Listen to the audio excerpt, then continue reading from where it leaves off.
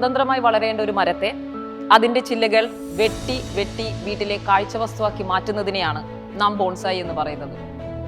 ലോകത്തിലെ ഒട്ടുമിക്ക സ്ത്രീകളുടെയും അവസ്ഥ ഇത് തന്നെയാണ്.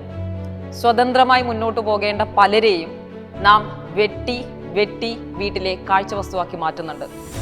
ഇതിനെ നാം മറികടക്കണം.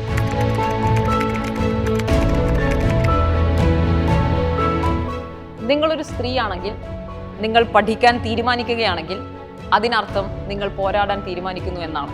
പോരാടുക.